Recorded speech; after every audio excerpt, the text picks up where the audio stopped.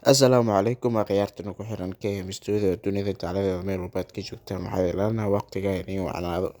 Guys, waxaan maanta doonaynaa inaan total kareyno lacagaha uu soo xareeyay Shaaruqaan filimkiisa cusub ee Jawan ee khamiistii soo baxay. Waxaa kaloo doonaynaa inaan ka hadalno aktarkan siduu ku noqdo boqorka Bollywoodka, yaase kaga horeeyay yuuse kala wareegay xilka boqorka Bollywoodka.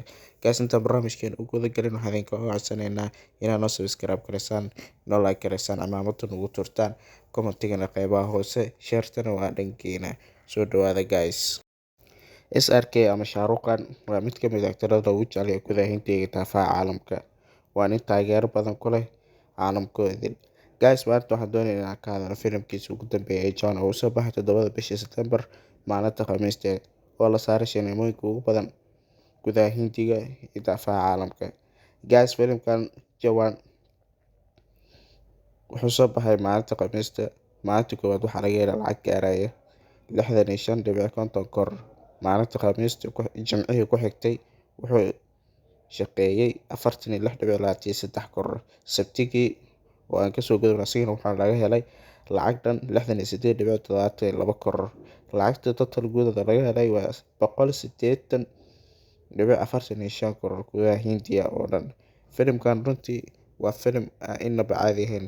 Maantana waxaan rajeynayaa inuu soo shaqeeyo 40 kor waa sida la filayo. Runtii filimka Shaaruqaan waa filim inaba aan caadi ahayn oo daafaha caalamka iyo dunida wada qabsaday. Waa filim aan loo dhawaan karin, aan loo geli karin. Runtii Jawan waa mid ka mid ah filimada inaba caadi ahayn oo taariikhaha wacdaro u dhigay filmo badan meel iska saaray. Haba ugu sii jirtay filimkiisa ugu dambeeyay ee la yiraahdo Pathaan. Runtii guys, waxaan doonaynaa inaan wax yar taariikh yar oo go'an ka hadalno sidoo ninkan ku noqday boqorka Hindiga. Haddaba filimkiisa ugu horeeyay abad ee lagu magacaabo Deewana waxa uu soo baxay 1992. Labadii filim ee ku xigtay sidoo kale gabi ahaanba uu ku qabsaday Bollywoodka kuwaas oo kala ahaa Baasikar iyo Tar oo soo baxday sanadkii xigay ee 1993. Dhowr sano kadib shaki kuma jirin inuu ahaa hogaamiyaha cusub ee Hindiya. 15 sano ee xigtay markii uu Bollywoodka ku soo biiray waxa uu soo saaray filimo badan oo laga daba dhacay. Sanad kastaba uu gelgelayay shineemooyinka kuwaasoo guulo waaweyn u soo hooyay box office-ka aflaanta. Xilligii ugu heerka sare soo joogay Shaaruqaan ee lagu naanayay boqorka Bollywoodka waxa uu ku beegnayd intii u dhaxaysay bartamihii 1990 ilaa dabayaaqadii 2000.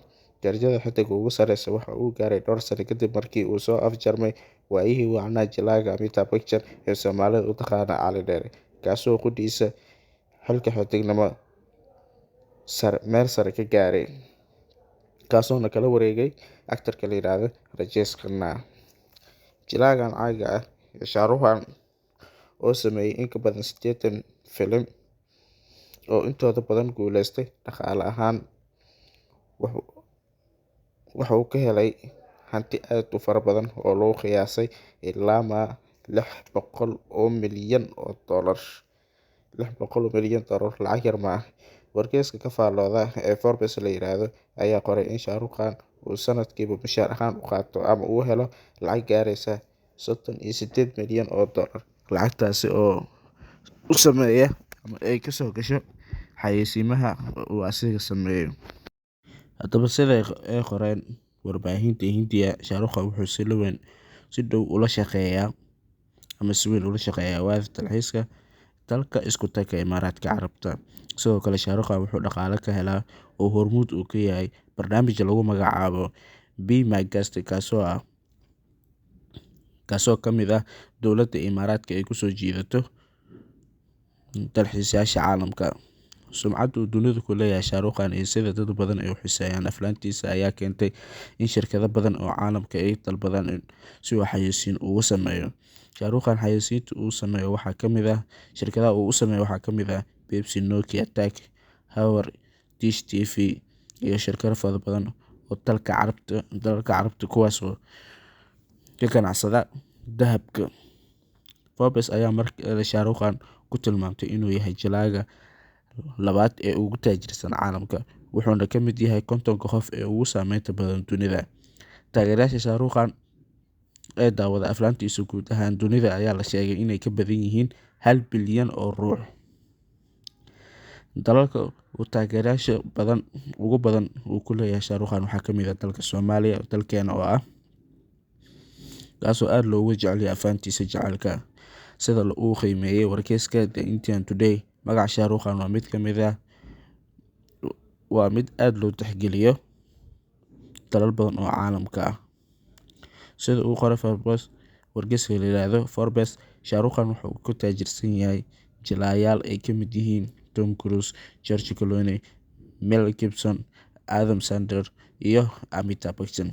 Jilaaga caanka ah waxa uu hanti guryo ku leeyahay magaalooyinka Bombay, Dubai, London. Sida uu qoray wargeyska ka soo baxay UK, qoyskiisa waxay ku nool yihiin gurigiisa ama qasrigiisa weyn ee ku yaala magaalada Bombay ee dalka Hindiya. Haddaba guys, waad mahadsantihiin. Waxaan intaan kusoo koobaynaa taariikhdiisa yar oo kooban ee Shah Rukh Khan. Insha Allah haddana waxaan diyaarin doonaa barnaamijyo kale si filimkiisa iyo wuxuu soo kordhiyo, sida guulaha laxaad kale gobolada uu ku guuleysanayo. Runtii guys, calaamadu nagu tuura, noo subscribe gareeya, noo like gareeya, noo share gareeya. Kuley wax walba xaqiina leh waaye.